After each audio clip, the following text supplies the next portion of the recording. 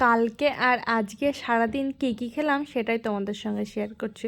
প্রথমে 1 কাপ চা খেয়ে নিয়েছিলাম আর তার সঙ্গে ছিল একটা ব্রেডটা আমি একটু ঘিয়ে সেঁকে নিয়েছিলাম।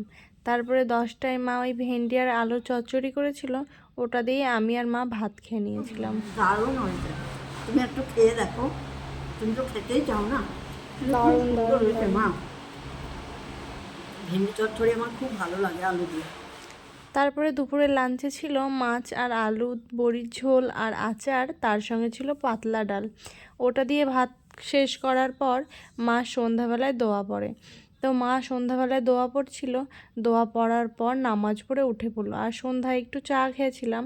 তার পরের দিন সকাল মানে আজকে সকালে ব্রেড আর চা খেয়ে নিয়েছিলাম, আর মা এখানে সবজি কাটছে। মা আজকে রান্না করেছিল লাউ ডাল আর তার সঙ্গে সয়াবিনের একটা রেসিপি, কোপ্তা বললেই চলে।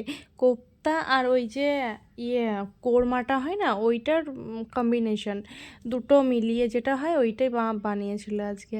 আর মা আমার সঙ্গে একটু মজা করছিল, করার পর আমরা 10টায় খেতে গেলাম আলু চচ্চড়ি আর তার সঙ্গে একটু লাউ ডাল আর আলু চচ্চড়ি দিয়ে ভাতটা খাওয়ার পর দুপুরের লাঞ্চেও আমরা খেয়েছিলাম লাউ ডাল আর ওই যে সয়াবিনের তরকারিটা করেছিল মা, ওটা দিয়েই ভাত খেয়ে নিয়েছিলাম। তারপরে আব্বা সন্ধ্যাবেলা একটু লতিকা এনেছিল, ওটা খেয়ে আজকের দিনটা আমরা শেষ করলাম।